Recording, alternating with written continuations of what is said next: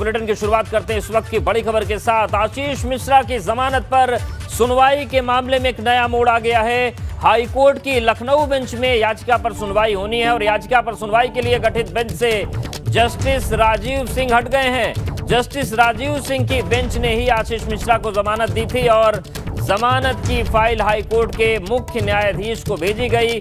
मुख्य न्यायाधीश करेंगे नई सुनवाई बेंच का गठन और जमानत याचिका पर 29 अप्रैल को सुनवाई होनी है। लखीमपुर हिंसा का मुख्य आरोपी है आशीष मिश्रा, लेकिन एक नया मोड़ सामने आ गया है।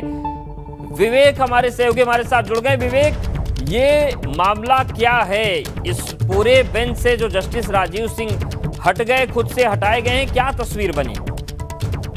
देखिए अवधेश, ये चूंकि जस्टिस राजीव सिंह ने ही आशीष मिश्रा उर्फ मोनू मिश्रा जो केंद्रीय गृह राज्य मंत्री के बेटे हैं उनको जमानत दी थी और जमानत मिलने के बाद से ही सवाल उठ रहा था, क्योंकि उनके जमानत मिलने को के फैसले का काफी विरोध किया गया। जो किसान संगठन थे, जो विपक्षी थे, जिनके परिवार के लोगों की मौत हुई थी उनकी आशीष मिश्रा की थार जीप से कुचलकर, उन लोगों ने भी विरोध किया और कहा कि अगर जमानत पे बाहर आएगा तो गवाहों को प्रभावित कर सकता है, जो सबूत हैं, साक्ष्य हैं, उनको खुर्द बुर्द कर सकता है, इसलिए जमानत का विरोध किया जा रहा था। और उसके बाद जब जस्टिस के पास फिर ये दोबारा मामला आया और आज चूंकि आशीष मिश्रा की जमानत सुप्रीम कोर्ट ने निरस्त करी और उसके बाद उनको जेल भेजा गया।